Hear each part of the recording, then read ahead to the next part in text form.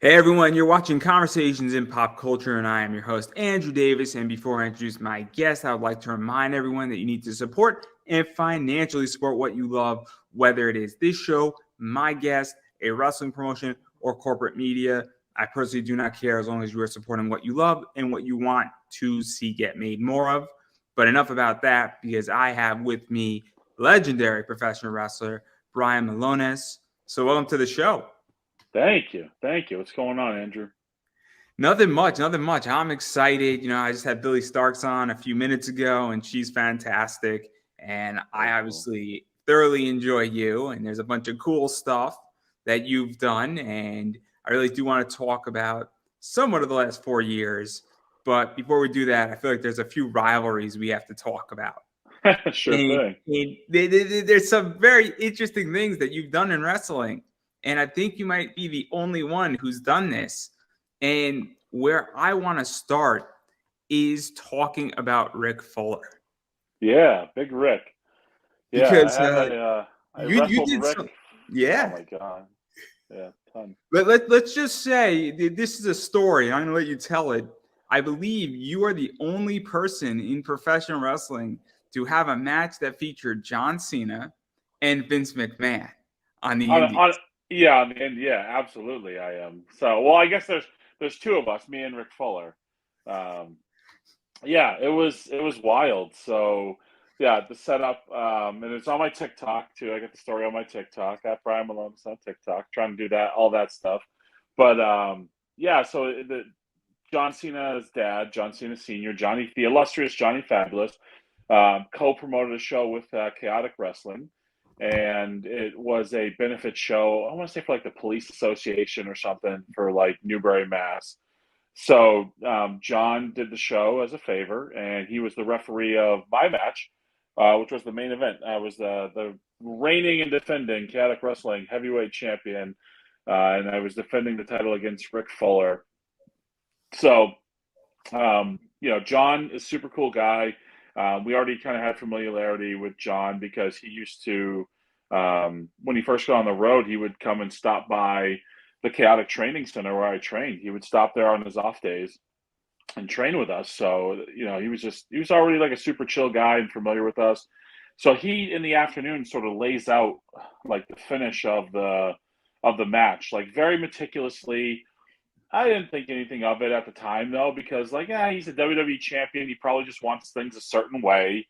But little did I know. So as far as I know, the only people who knew what was about to happen were John, the owner of Chaotic Wrestling at the time, a guy named Jamie Jemikowski, and then John Cena Sr. were the only ones that knew Vince was going to be in the house.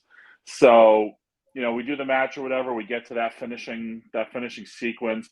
I couldn't tell you what the actual finish that John laid out was at this point because so much obviously happened. I probably couldn't told you 5 minutes after the match either. But so we double down or whatever. I'm getting up, and I see somebody get in the ring, and I turn around, and it's friggin' Vince McMahon. Um, like it feels like a fever dream at that point. I'm like, I don't even know what the hell is going on. So I'm just like, you can see it in my face. So the actual footage of it, and that's the only place you could probably really find it. The actual footage of it is on my TikTok. You can see it on my face. Like I don't know what the hell is going on. So Vince is like yelling at Cena's dad because I had knocked Cena out with the belt, and then Vince comes over to me and goes, "Are you the heel or the baby face?" And I go, "I'm the heel." So he grabs my arm and raises it, and then you see my mouth is like on the mat, like I can't even like I'm not even like playing it cool, like yeah I'm this badass. And Vince is my guy, like I'm just in awe of the situation. You can see us talking, and the conversation kind of went along the lines of like, "Hey, what's next?" He said something along the lines of, "I'm gonna slap Cena, take an fu, and I'm getting out of here." And that's what he did. And then Cena like waves me on like and is just going fu, which because I was the finisher at the time, it wasn't the attitude adjuster, it was the fu. And he gives it to me, and I roll out of the ring, and I grab my manager, Cherry Payne, and I grabbed her and I hugged her and I said that was the greatest effing moment of my life. So, which it was up until that point. So Let's even talk about this, because there have been a few moments in New England history. Anthony Green was in one of the only matches with the Bella Twins outside of WWE. And this is yeah, also in that vein in a lot of ways. And so what was that like for you? Because it's a great moment. It's fantastic. Anytime John Cena, is your referee, it's cool on an indie show, because yeah, just to even have that is super cool. And then to have Vince McMahon, and the guy who basically made sports entertainment a thing, brought WWE to where it is today, yeah, despite everything that's going on with Vince and then what happened with him and all the hush money, which nobody really cares about for the most part. No offense to anybody here, but to even be part of that, because that is a very cool moment. And it yeah, looks like a wrestling thing. And like I don't know how to explain it. Like it's like a fangirl thing, but you could see the crowds like, oh my God. Like you could yeah, even feel it in the crowd. I saw it on YouTube and I'm like, wait a second. yeah. People thought it was the picture because I used to just post a picture, and for the longest time, people thought it was fake. People thought it was like I photoshopped the picture for the longest time because it seems like a totally fake story, right? If this was something that there wasn't video evidence of, nobody would ever believe any of it in a million years. It sounds completely made up. Vince McMahon on an independent wrestling show. He's appeared on. I think he did like a Smoky Mountain show, maybe, or something like that, or appeared on Smoky Mountain TV, and then maybe did something in like the USWA. But other than that, like Vince has only ever appeared for his company. So you can count on one hand the number of appearances he's had outside of WWE. So it's wild, and I just happened to be the lucky schmuck that was in that spot that night. For me, I mean, for a lot of reasons, like very cool. Obviously, there's some historical perspective and context to it. For me at the time, though, I'm thinking like, hey, maybe this is the ticket to ticket to getting a job. So I was booked as an extra for TV. Maybe it was like the next week or so. Like Raw was in Boston, and at the Boston Arena, I don't know if it's like this now, but it used to be like there was one hallway, and it was the only way in and out.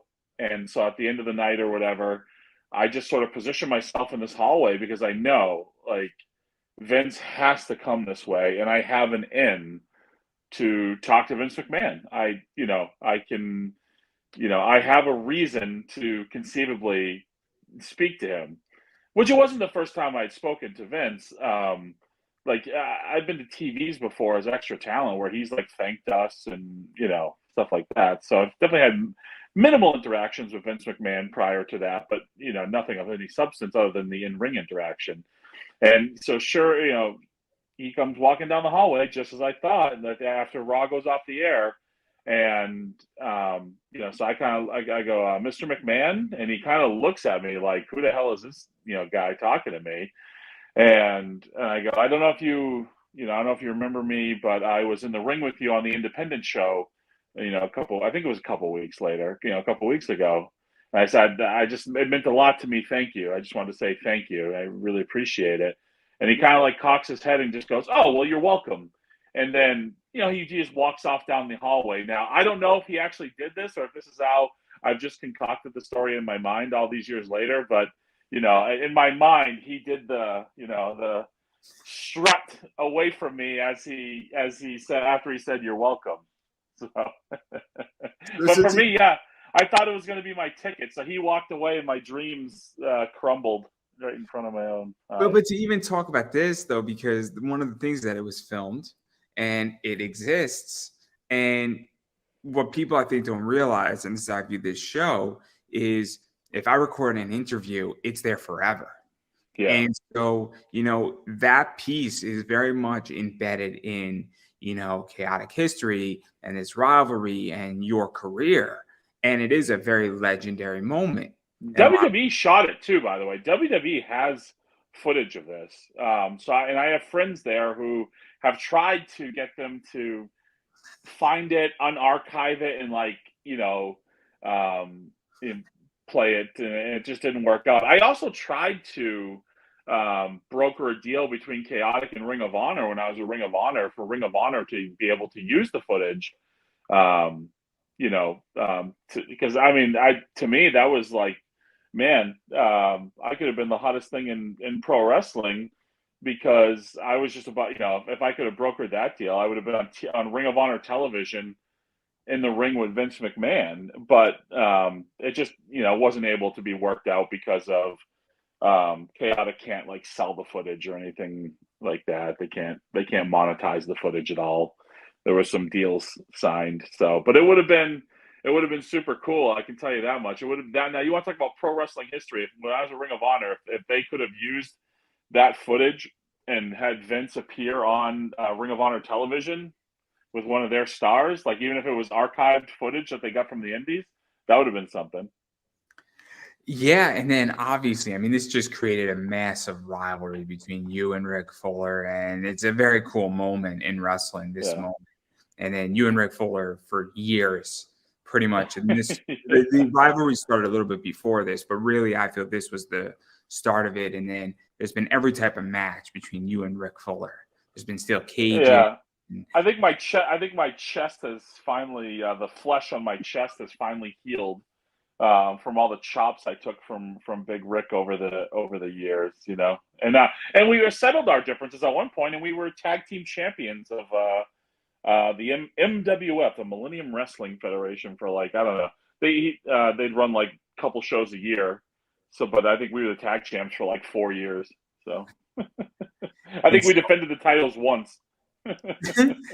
And so it's kind of crazy because I just think it's such a cool piece of history. And every wrestler, wants that piece and wants something that can't be done.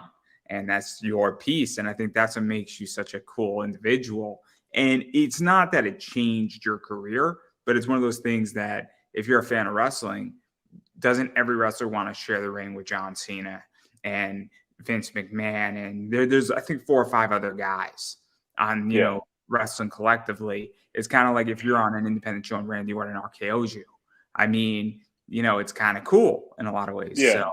Well, there's guys that had long careers in WWE that never were in the ring with either one of those guys, let alone both of them at the same time. So I'm definitely lucky. I feel very fortunate. It's a very cool thing. I think I still got some years left in me here, but I'm definitely closer to the end than I am the beginning. As I sit here 20 years in.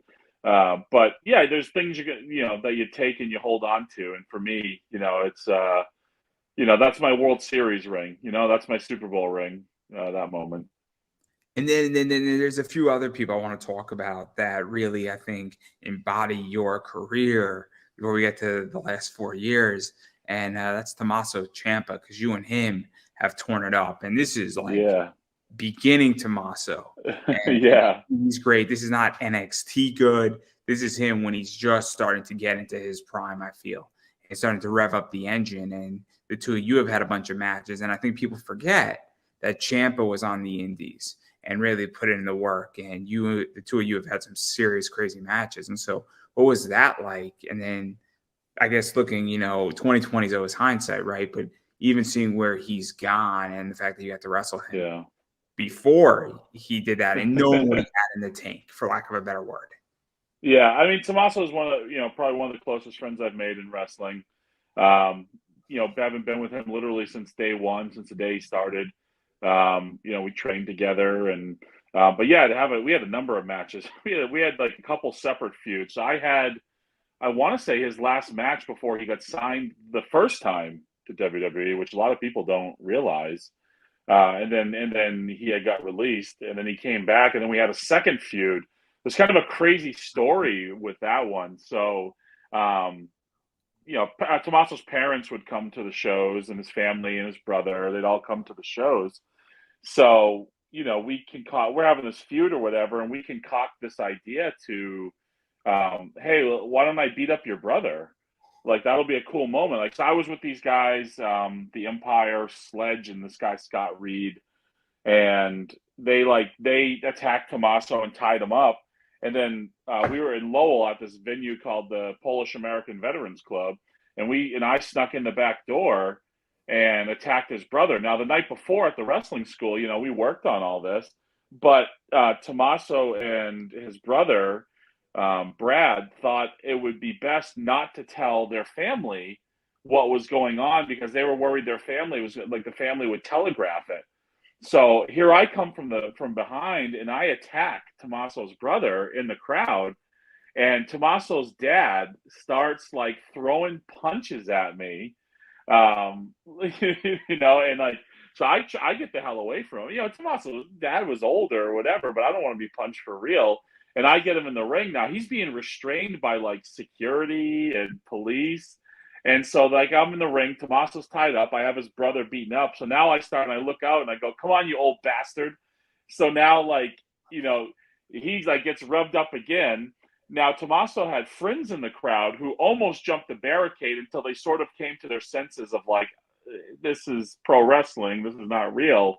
But Tommaso's dad was just defending his son so vehemently that he couldn't, here's Brian Milonas, who I know, who's been to my home, who I've spoken to, who is my son's friend, who is also a pro wrestler, and he just in the moment couldn't get it together, and it was just it created like somebody called a friggin' ambulance, like cops were there. It was nuts. It was a wild scenario, and like this was the early days of like YouTube and stuff like that, and me and Tommaso begged and pleaded Chaotic we got to release this footage, and the owner was so worried about like Tommaso's dad like suing. He's like, "My dad's not going to sue." He's like, "Well, I don't know that. I have to protect myself." And I'm just like, what is he going to say? That he went to a pro wrestling show and his son's friend, who's also a pro wrestler, beat up his son as part of a storyline, and he got so fooled by it that he assaulted me. Like, what is he going to sue? But yeah, and I say it's a funny story. I love Tommaso's parents. I love his dad, great guy. But yeah, see Tommaso from where he started and the matches we've had. He documents his journey on his social media a lot. I'm glad he does now because Tommaso is the hardest working human being I've ever come across in pro wrestling. Like he just doesn't ever quit. He doesn't have the word quit in him. He's had so much adversity, so many setbacks. He got hired by WWE, he got released. He found his way back. He moved up to Missouri and went to Harley Race's school. He traveled all around. He turned down Ring of Honor and bet on himself at one point. Left guaranteed money on the table because he didn't think they were treating him, fairly and giving him what he's worth. And when he went to NXT, he was just supposed to be a guy who came there and put people over. Wasn't supposed to be the guy who was the face of the brand. He wasn't supposed to get to the main roster, and then his story is so remarkable. And I just love and respect him so much. It's really interesting. I mean, the DIY stuff was great. The War Games with him was great. All this stuff, and then what he's doing with the Miz. I mean, I think he now. I'm sure somebody said to him, you're going to have an easier road now. And now he, in my opinion, is in his honeymoon years where he's about to have a lot more fun in wrestling.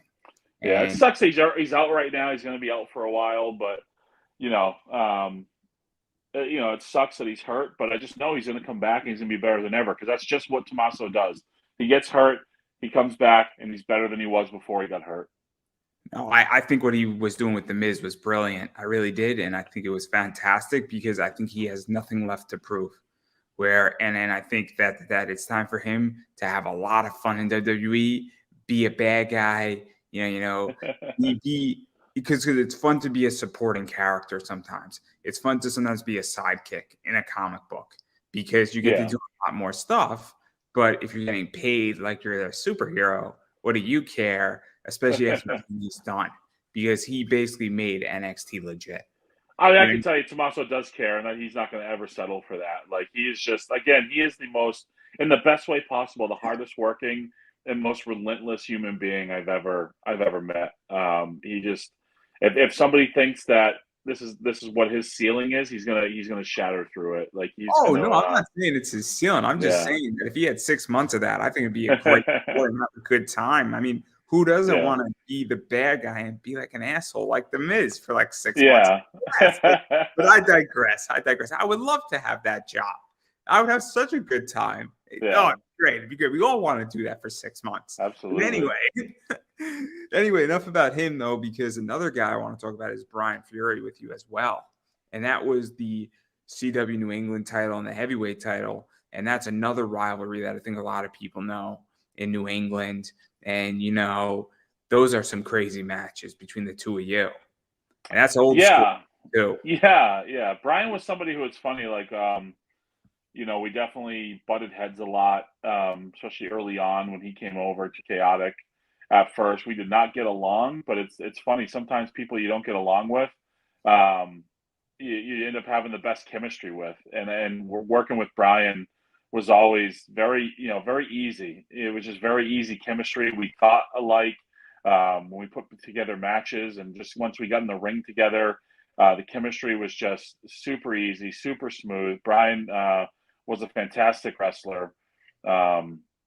Just as an in ring performer, from this area, Brian's pretty high up there. Could just do it all. Could be a heel, could be a baby face, could have a technical match, could do a hardcore match, whatever you needed Brian to do. That's what he was. So yeah, I had great chemistry with Brian, and a lot of fun. I think probably the most fun match I ever had with him was we had like some street fight where we, fought all over the building, outside the building. It was a really good time.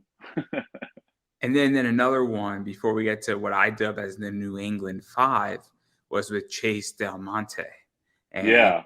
that's a long rivalry. Years in the Yeah. making. I mean, heavyweight championship stuff, number one contenders, several title matches. I think the two of you had at least like 15 title matches with each Yeah, other. we feuded a number of different times in Chaotic. I think at least for me, and I think it was for him too. The first show I ever main evented was with Chase for the new Chaotic Wrestling New England Championship. Um, you know, yeah, we were married. I feel like from storyline perspective for years and years and years and years, and Chaotic would just always kind of go back to the well. I think back to the cage match I had with Chase, and then ending his year long title reign. Yeah, it's funny. I talk to him now. He's now the owner of Chaotic, and I talk to him a lot now. And I said, man, we ain't getting any younger, so we gotta get one more in there for the road here before we both hang them up. But yeah, geez. I mean, yeah, heavyweight title, New England title. I'm positive that I've had some sort of tag team title match with him involved in it. So it's crazy how many times we have probably wrestled. I mean, a lot of us in Chaotic were like that because we had that core group in Chaotic for a number of years, and we were all around the same age. We all started around the same time, and Chaotic was running, every 3 weeks. We'd have right on the dot every third Friday. We'd be at the Lowell PAV, and it was fun. I think it was probably fun for the audience too to watch all of us sort of grow up together essentially too. We all were. People don't realize. You look back at some of those crazy cards that me and Chase would have wrestled on, but you got, and probably some of the people you're going to mention here soon, but some of those cards were insane. And you think about like what that would cost for like an indie promoter nowadays, and we just all happen to be training at the same place or just end up in the It's same place interesting. at the same time. There's a saying, and I mean, I know you're in the New England area, so I'm gonna be mentioning a dirty word here, the Yankees. Yeah. But during the Derek Jeter years, it was one of those things where there was the core four, and the New York Mets were trying to do that, and obviously their battle plan didn't work. But that's very much what Chaotic was. You had a core Mm-hmm. of guys, and then you had components coming in and out to some degree, like every other wrestling promotion.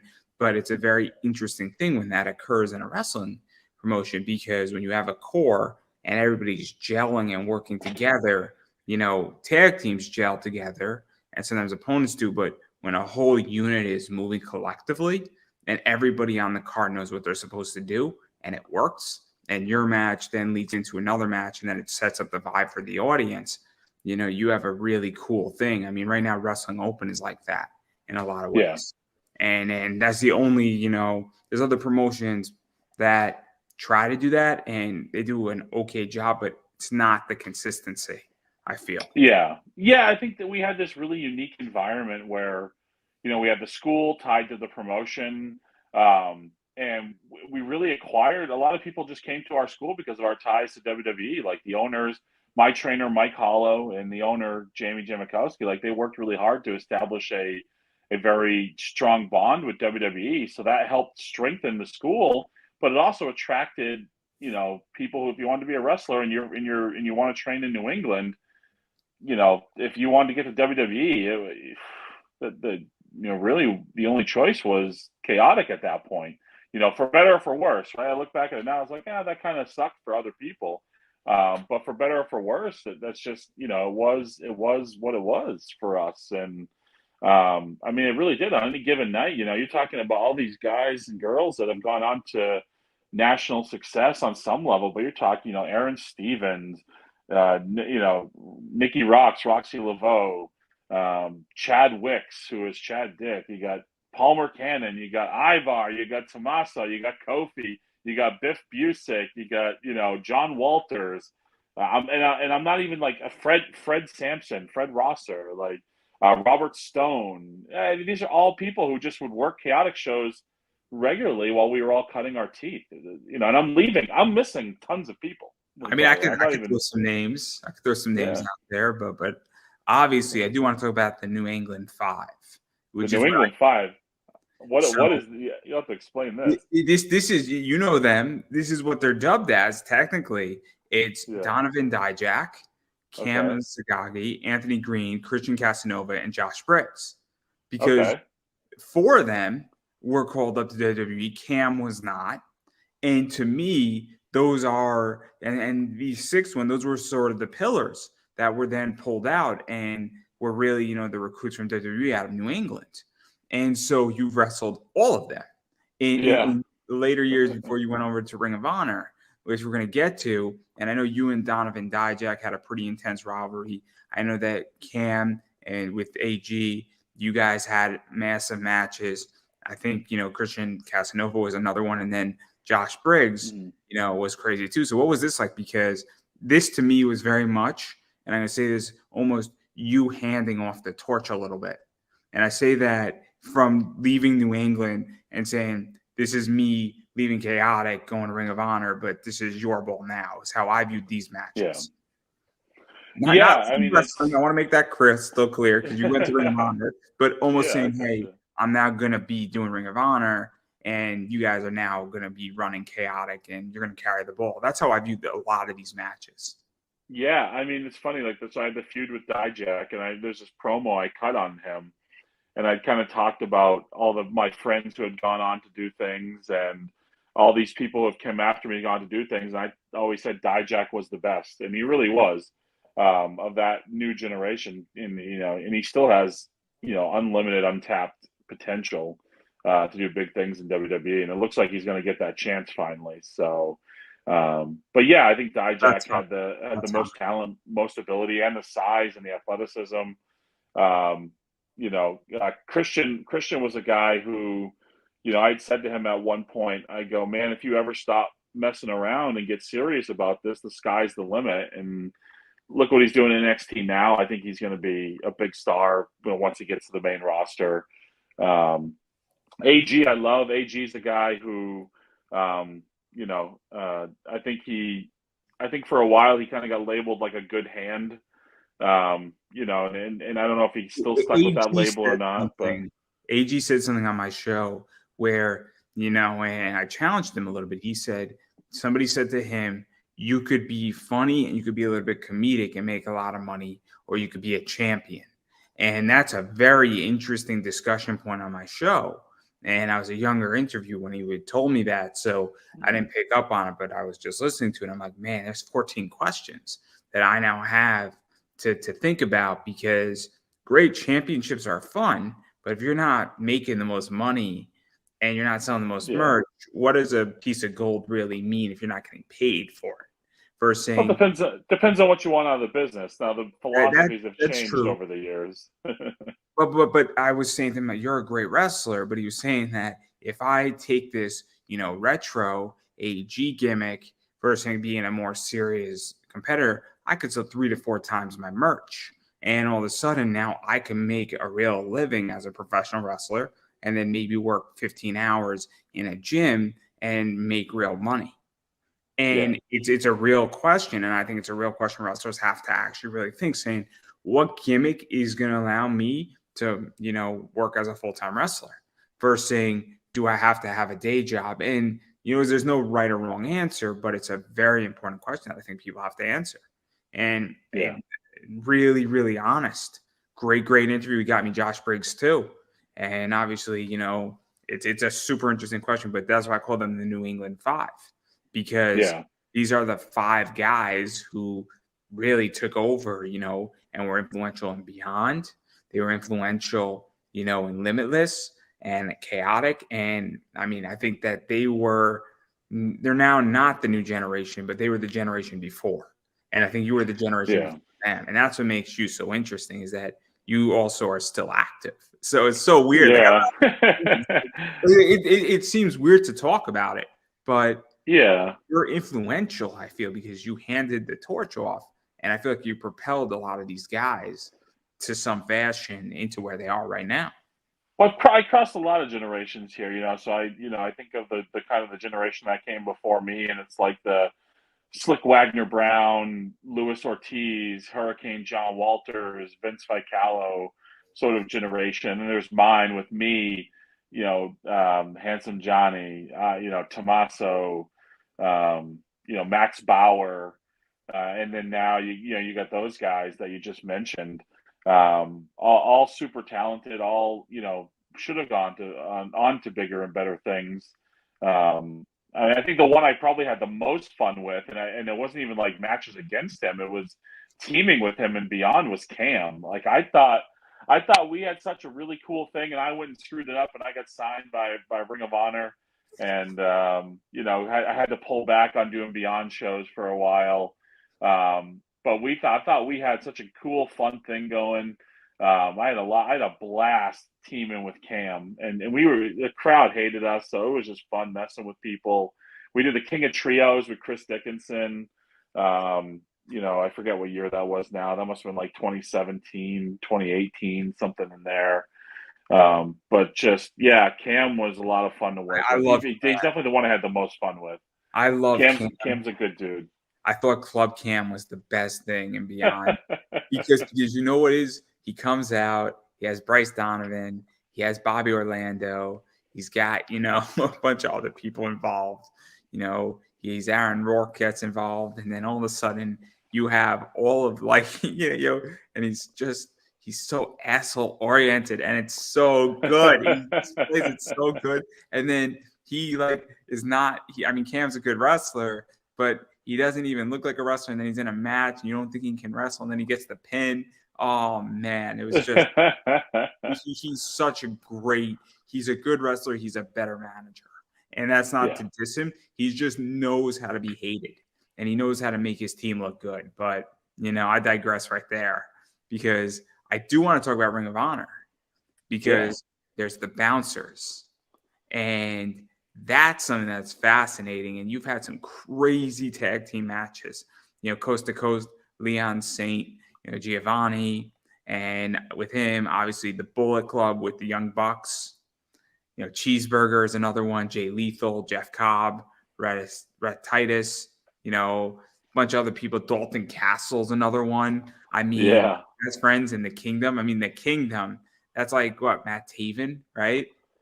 Yeah, I mean, we wrestled them in 6-man tags, and then we wrestled TK Orion and Vincent and tag matches. But I mean, man, that was, that's where you get spoiled in a place like Ring of Honor, because and this is not a knock on the indies, but like on the indies, you kind of don't know like who you're going to work, what you're going to work with.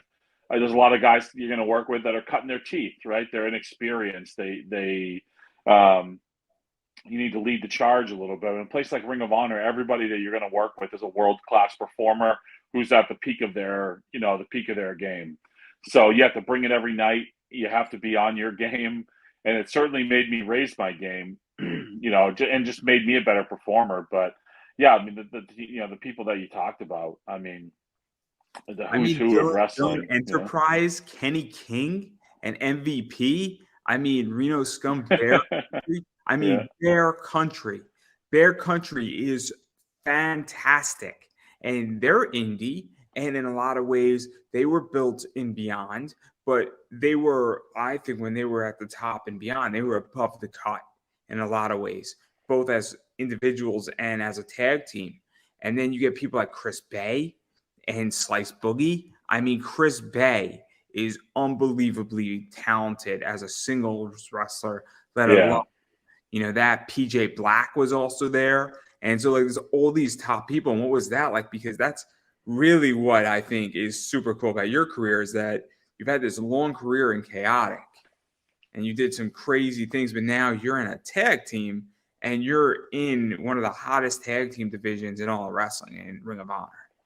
And it was a whole new career. It was like a brand new start for you in a lot of ways. Yeah. That's interesting. Yeah, because I was a singles guy, but so I kind of get the call from Ring of Honor, and that you want to talk about pressure, so I get the call or whatever, and like, hey, we think we have something for you long term, but or not long term, but like, hey, we think we got like something for you. So I wrestled Kenny King in Philadelphia, and then after the match, Kenny was feuding with Silas Young in the Bruiser. So after the match, like I joined them and we beat up Kenny. But I was told like, hey, we're going to try this out. But it literally was a show to show thing. It was like, if this gets over, we'll keep rolling with it. If it doesn't get over, you'll be gone, because the other two guys had contracts and I didn't. And fortunately, it got over. It got over to the point where I hadn't even signed a contract yet, and we main evented the ECW arena, with Silas against Cody Rhodes and the Bucks, and it was amazing, and that was like a week before the first All In, so it's something that worked. But at that point, they had seen the potential in us. And so much so that they were like, hey, we actually think you guys are going to be a good babyface tag team. So, I think it was 2 days of TV tapings maybe or something. And we did the first one. And the next time we come back, we're baby faces. And, we start to get over. The crowd starts to get over. We start to come through the crowd.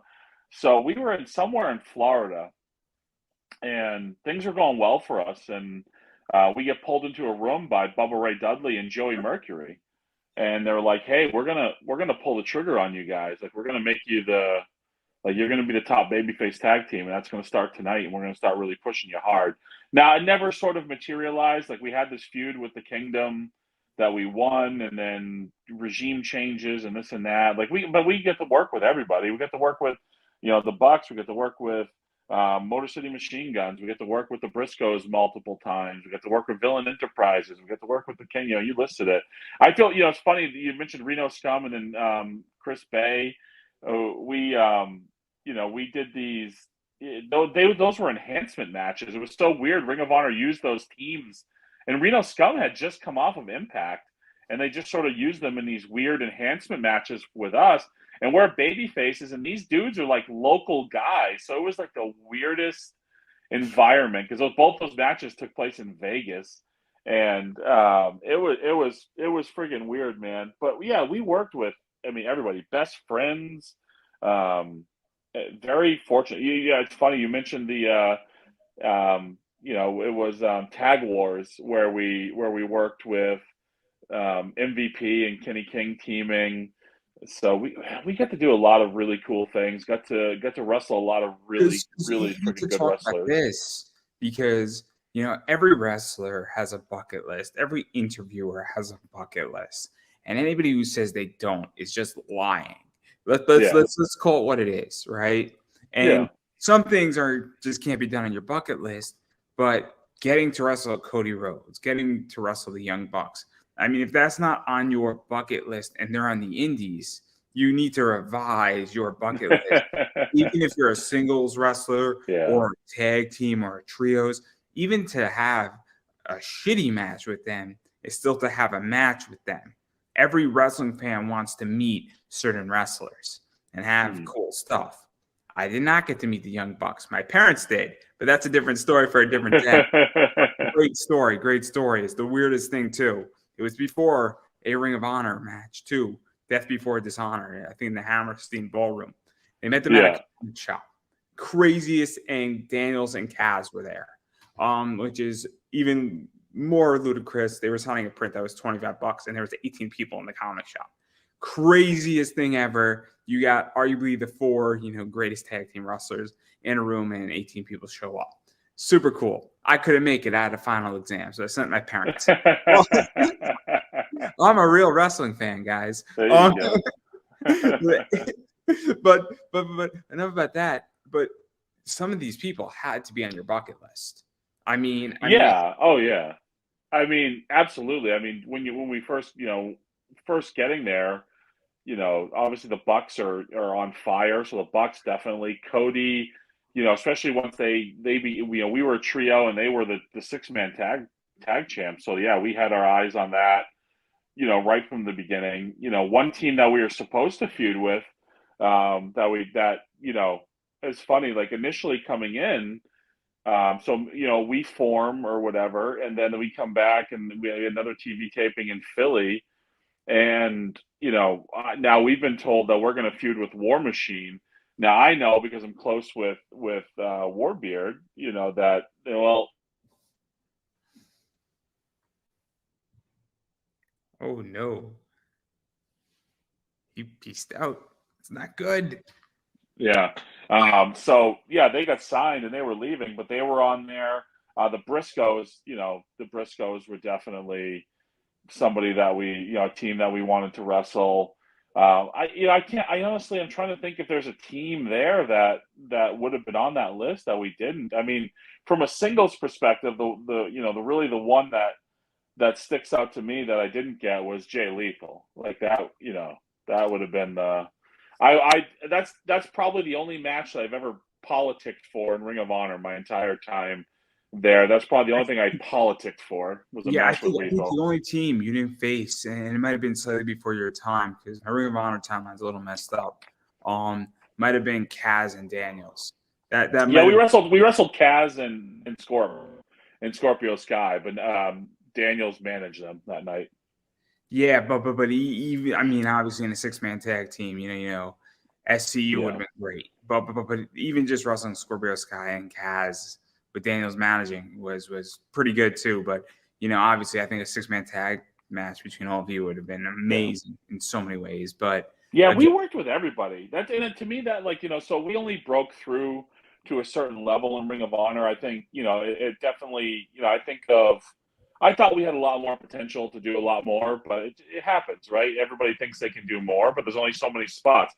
But the company did have a lot of faith in us because we worked with everybody. Even if we were just putting other teams over, like we worked with everybody. So I knew the company had faith in us, and I knew they trusted us because they, we were in there with the best of the best. There's very few people that I didn't work with. And you had a cool match in NWA with Eli Drake and James Storm, too, that I forget. And I consider that sort of part of Ring of Honor because I know that it's NWA, but even still, it had a very Ring of Honor feel to it, the match. And it was a very cool match. And what was that like? Because it's James Storm and Eli Drake. I mean, who's LA Knight, who's back now and was great in Impact. And that guy is gold. That guy is gold wherever he goes. And James Storm, obviously turned down an NXT contract, I think, or an opportunity just because he had some family stuff going on and he wanted to, I think, take care of his family and not be, in Florida or even on the road so much, which is interesting. But both those guys are amazing wrestlers and are fantastic. James Storm. Yeah, James Storm's awesome guy too. Done a lot of like shows with him, and I thought, man, me and Bruiser pitched hard for James Storm to like join us as a trio in Ring of Honor, and they never went for it. But yeah, that match was a blast to work with those two guys. Eddie Kingston was involved with that angle too. Like we turned on Eddie Kingston.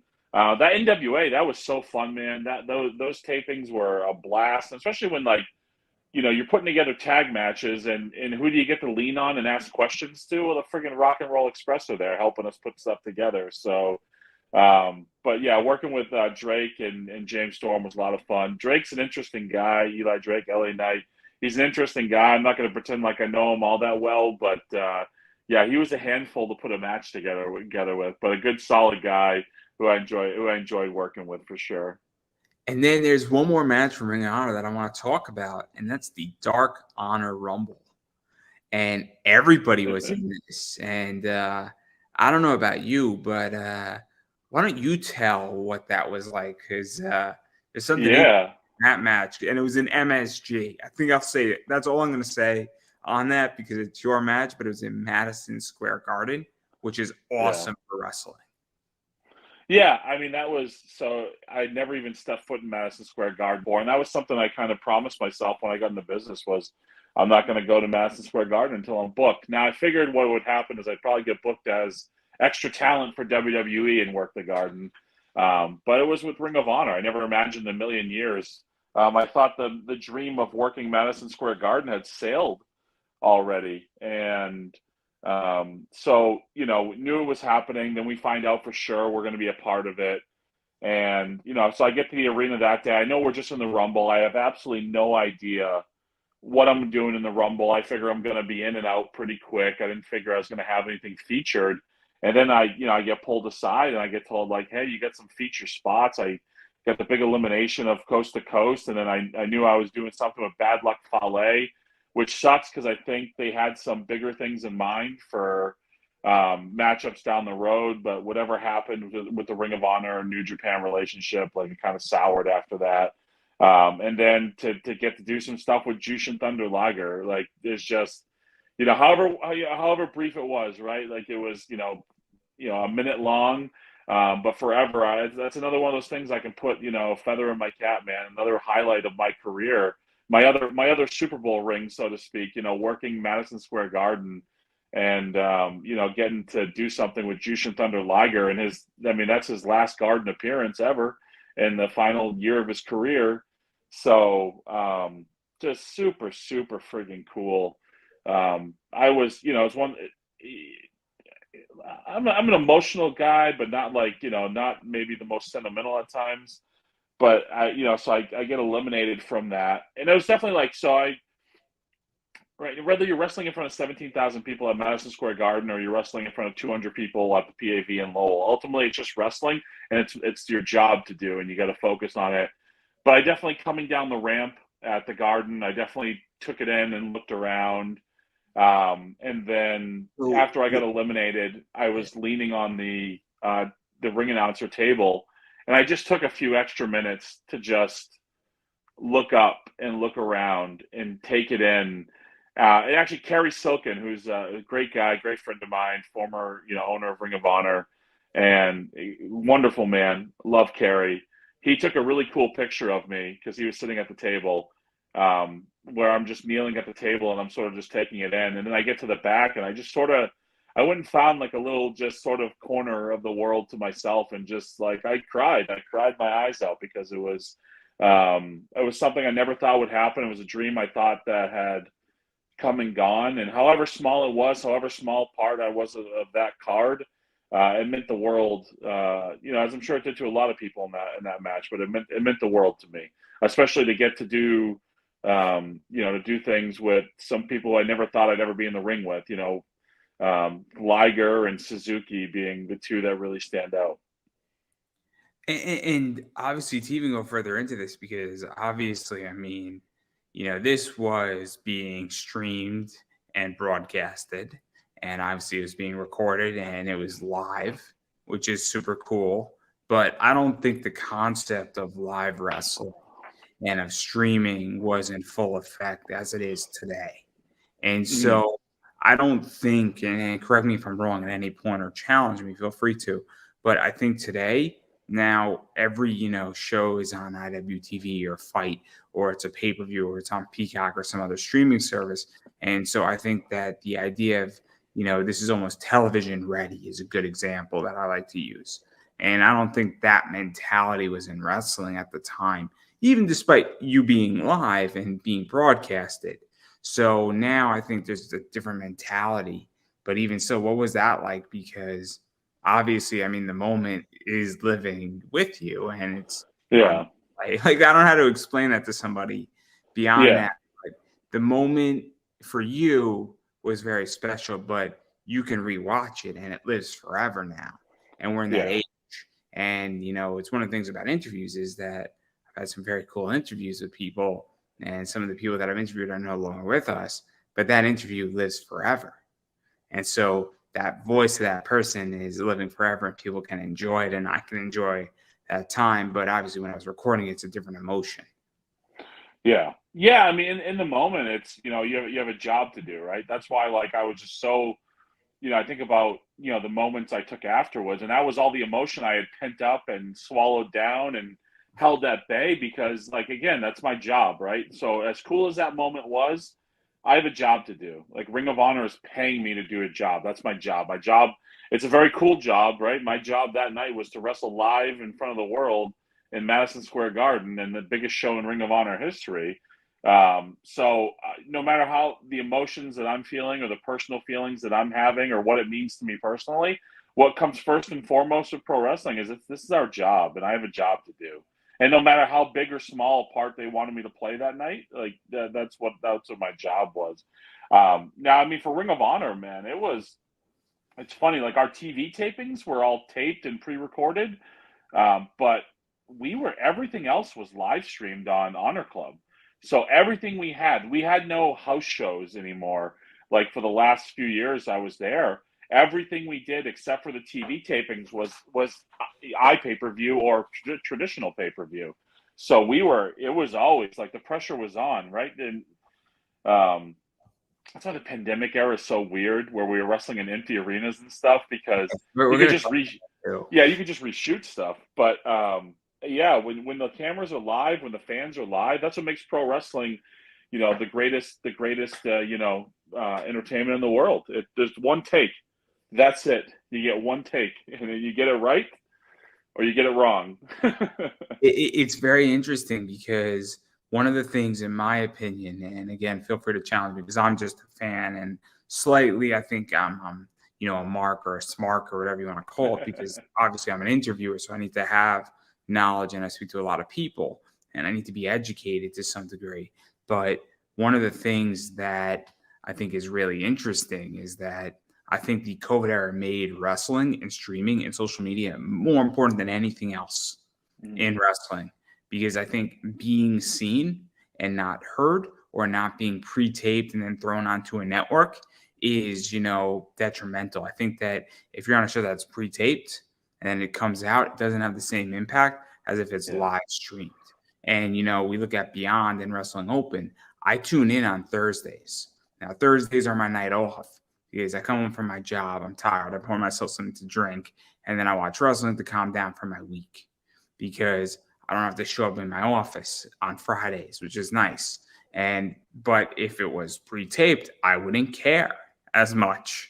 But the yeah, fact that it's live, and so I'm very curious your opinion on that, because even when there was no audience, if it was live, I viewed it more important than if it wasn't. And I feel like the COVID era, you know, sort of proved that and showed that you're going to pre-tape it. I don't give a damn about it. yeah, yeah. I think there's something to when you are watching something live, right? I think it does add something special. It makes it feel more important.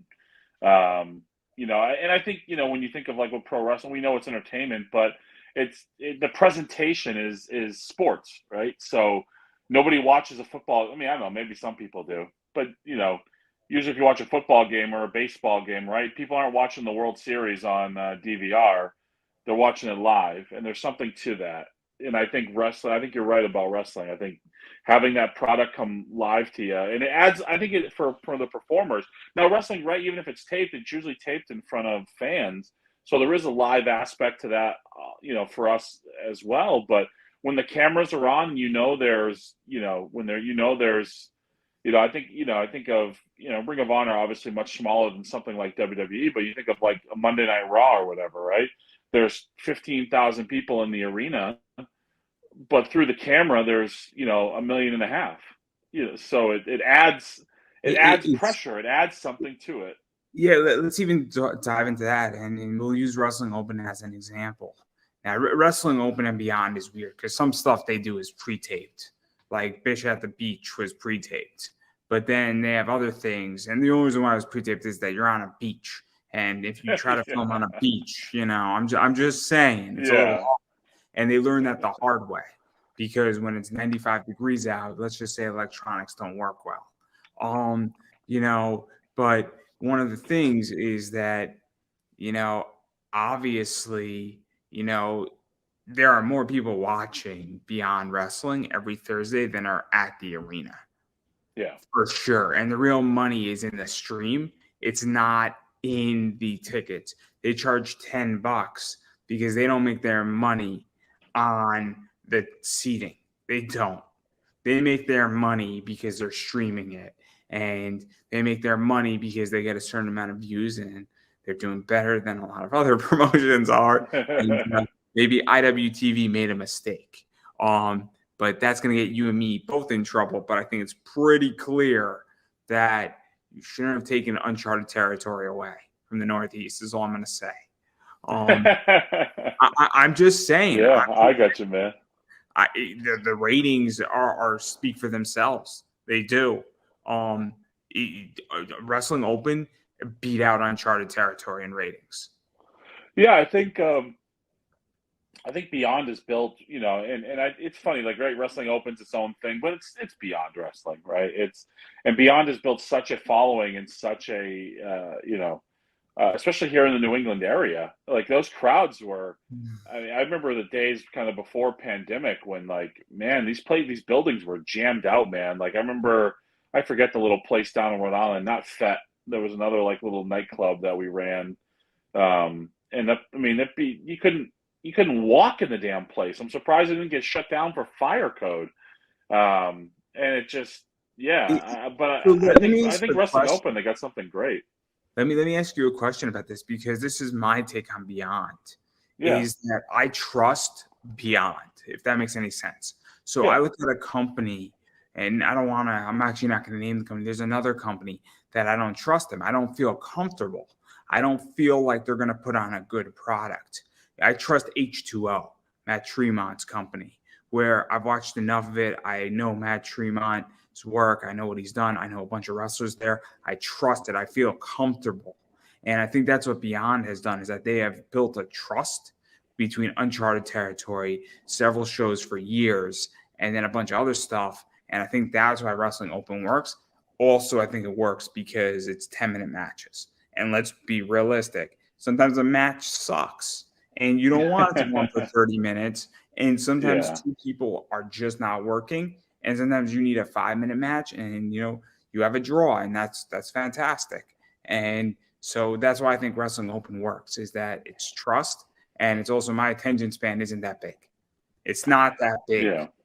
And so, well, wrestlers need filters sometimes, right? We have all the ideas in the world, and every wrestler for every match could probably think of an hour worth of stuff to do, but sometimes those time constraints are really good because it filters the wrestlers. But yeah, I think what you're hitting on is, with the trust that you have in Beyond, is just the brand they've built, because they put on quality shows for so long that it's right there.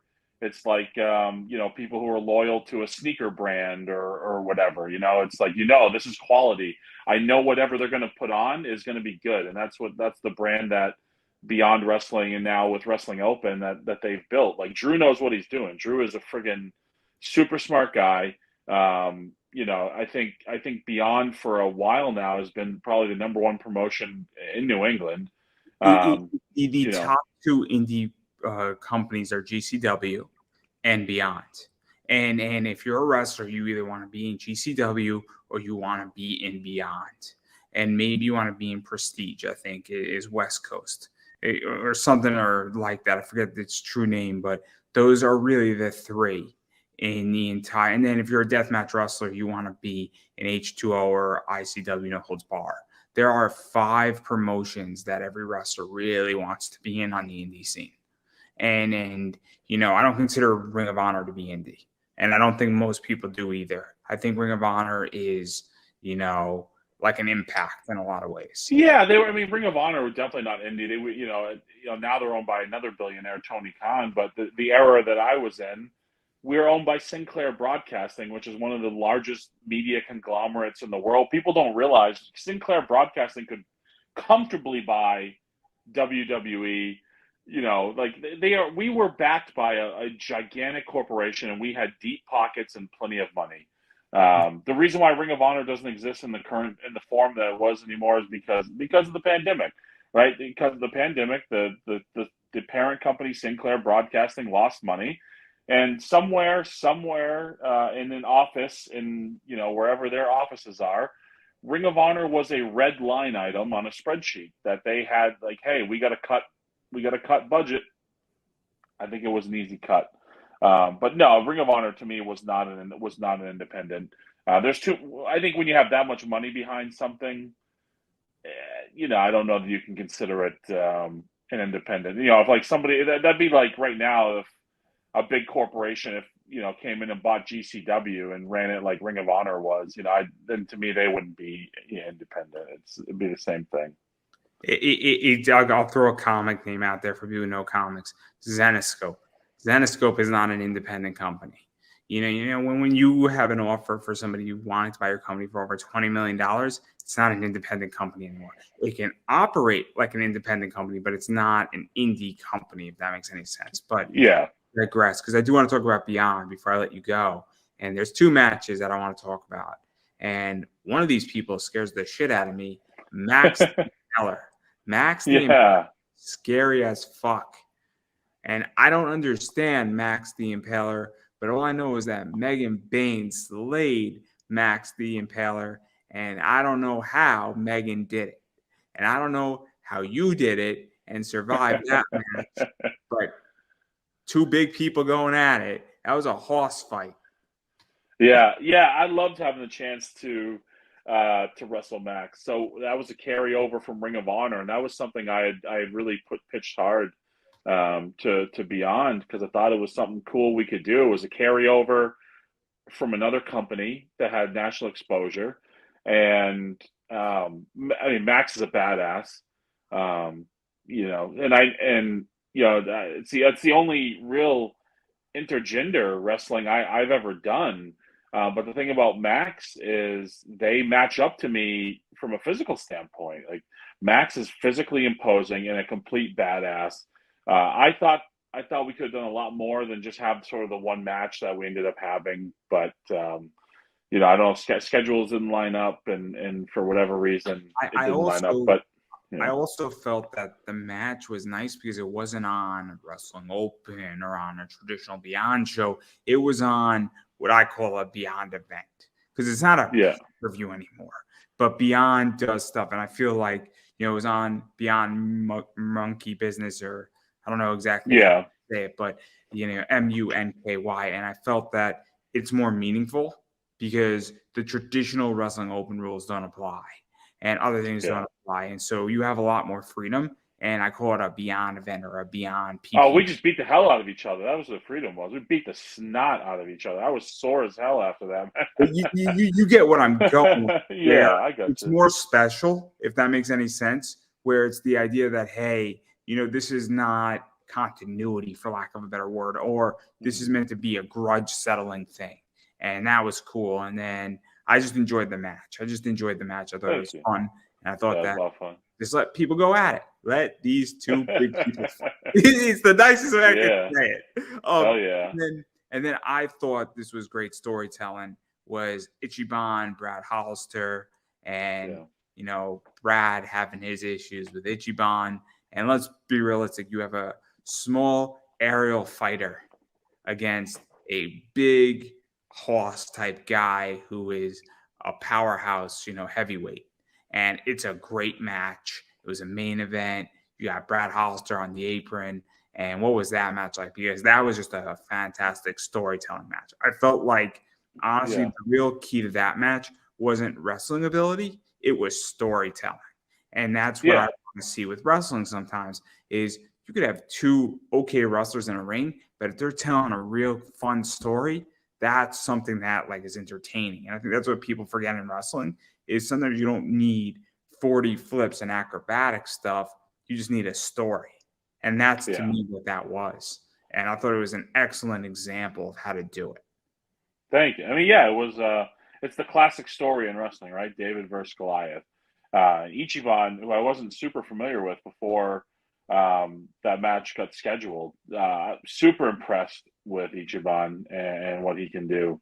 But yeah, I think it really was. It was about storytelling. It was about the bullying aspect, which was, that was a fun promo. I really enjoyed cutting that promo on Ichiban. But the match was super fun. I mean, when you have somebody that athletic, that skilled, um, I think it was easy to put together, easy to execute the match in the manner that we did, and we told a really fun. I think we told a really fun story. So I hope it's not the last. I hope it's not the last time I worked with Ichiban, and hopefully not the last time I'll be at Wrestling Open either. Yeah, no, I thoroughly enjoyed it. I thought that it was brilliant, and I thought that it was a lot of fun. I thought Brad Hollister was a great manager. I thought how he said he had a manager's license was brilliant. I thought there was so much stuff in there, and also bring somebody in like you into this because I think this was technically your first Wrestling Open as well, and I think Mhm. that it was a lot of fun. I thought that also there was a lot of clout being brought in, and again, it actually meant something. I feel. And I was like, cool, I'll tune in tonight. And I'm now curious what the hell is going to happen with this match. And so I just thought it was great. And even what was it like for you? Because Wrestling Open, as I sort of stated before, is the place to be right now, along with GCW and a few other promotions. And even if you'd only get on to Wrestling Open once, because not everybody gets on Wrestling Open, you almost have to earn your spot there. I mean, I'm having CPA on, tomorrow night and not everybody gets on. I had Landon Hale on. I've had Armenian Chaos on. I've had a few other people I'm trying to get Ray Jazz on, and not everybody gets on Wrestling Open. People have been turned away. And so even to have a spot, let alone the main event, it's kind of a big deal, I think. Yeah, I mean, I mean, it's really cool, they always show me a lot of respect. That's the one thing I'll say about Beyond and Working Wrestling Open, and Drew and his team. So to bring me in, I hadn't been there, but they were relying on the fact that people knew who I was, and they treat me with a lot of respect and have a lot of respect for what I can do. So, yeah, I was excited to be there. Hopefully I'll be back again soon. I'm only a hop, skip, and a jump away from Worcester, so you never know when I'll pop up again at Wrestling Open. But Well, it is. I love what they're building. I love what they're building there. I love what they're doing. It's tough to, they're in the same building every week, on the same network every week or whatever, the app or whatever, and you don't see a lot of. There's not really any other independent companies doing that right now. They're the innovators of that on the independent level. So kudos to them. it's consistency, and there's one match that I think you need to book there, and they need to book, and it's after Tyree Taylor deals with everything he has to deal with. I think the two of you, in a horse fight, give you guys 20 minutes. I think it's a great match. I really do. I think that you just have a horse fight, you lax the rules a little bit, and you have a good time. And I think it'll be a great match. That's what I'm going for. And if they want to steal it and they want to book that, I think the audience would be into it. Yeah. I think the two of you would put on a hell of a match, and that's what I want. And if I can book a match, that's that. And the other match that I would book is not in Beyond, but if Beyond wants it, I'll love to book that match. Masha Slam versus Kennedy Copeland in a death match at a There you Beyond go. show or an H2O show, because there you go. Those two women will tear it up. And I Just said, let me and Tyree wrestle before the death match.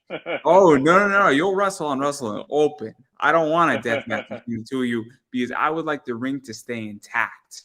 I would much prefer the ring to stay intact. I do not think Kennedy Copeland and Masha Slamovich would destroy the ring. I don't know about the two of you guys. So I'm going to say that as politely as I can say it without getting... We're big guys. We're big, handsome guys. I think the ring is going to have to be reinforced, is my point. Yeah, hell yeah. It's a super horse fight is how it's going to be labeled. And they just need to have the graphic ready to go right in and like spin it like a John Cena spinner belt, and then off it goes. But enough about that, about what I want, because I don't have any control here. But if they want to steal the idea, I'm more than happy to sponsor that event. Cool. If I get the main event, all they got to do is mention my podcast, and I'll be thrilled. But only Rich can mention my podcast. I do not want anybody else. No Sam Letourneau. I want Rich Palladino to mention my podcast. Because in a tux, it'll be great. But anyway, nothing against Sam. I love her too, but nothing against her. But I want Rich in the tux because that's the type of show we run here. Yeah, classic. But enough about that because I don't want to keep you here all day. I did say an hour, a little bit over, but I don't think you mind too much. But I do want to give you a chance to self-promote yourself. Where could people find you, bother you, hit you up, buy your merch? I know you have a pro wrestling tee shop, which is in the description up above, down below, or to the side. Not too sure where, but all that fun stuff because, as I stated, you need to support and financially support wrestlers. Yeah. So if you'd like a T-shirt, if you're so inclined, big fan of mine. BrianMilonas.com is my pro wrestling tees. I bought the domain name. All pro wrestlers should do that, by the way. It's like $20 for 2 years. But BrianMilonas.com. I have a new Christmas T-shirt that'll be debuting in a couple of weeks here. So we'll keep being on the lookout for that.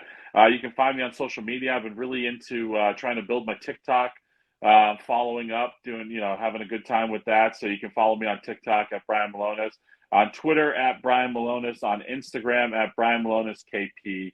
And if you're still somebody who's on Facebook, which I barely go on there, I'm on there as well. So, and I kind of tipped my hat a little bit just 25 seconds ago, but I'm going to tip it again. You have to support and you have to financially support wrestlers. And what that means is going to shows that they're on, going to promotions that they're involved in. Obviously, if they have merch on that, buying their merch, whether you buy it on the internet or at a show, because obviously everybody's a different type of wrestling fan, where some people are more internet-based, some people are more in shows.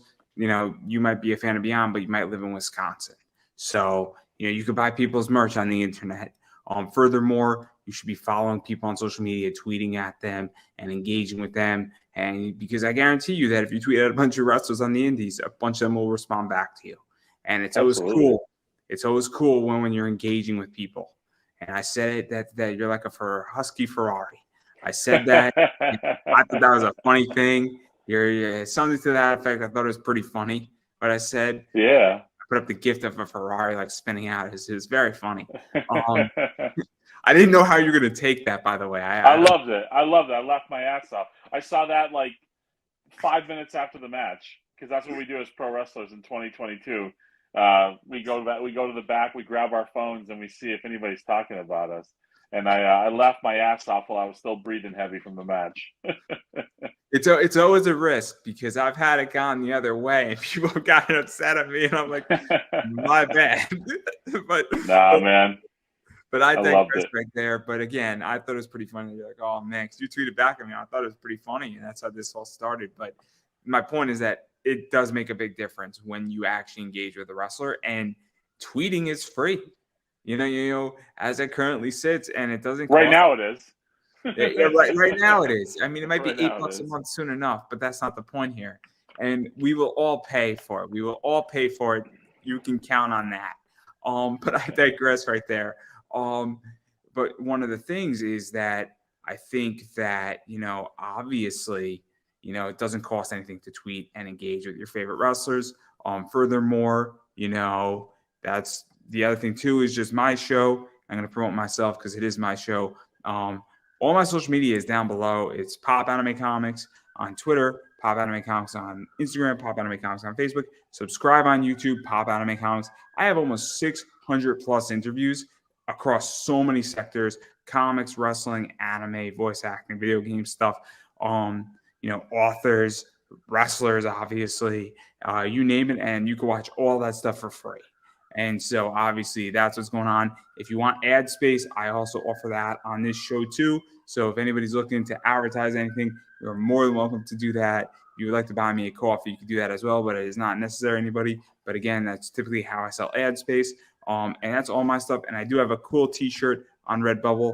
It's this right here. So you can go check that out. And that's everything I got going on. So that's everything I have. And on that note, I'm going to give you the final word. Cool. Yeah, just want to say thanks for having me. And again, I love the tweet. I love interacting with people. So looking forward to many more matches here coming up, and hopefully a lot more in Wrestling Open. So thanks for having me. I appreciate it. Well, I don't think I could top that, and that is a wrap, everybody. Cool.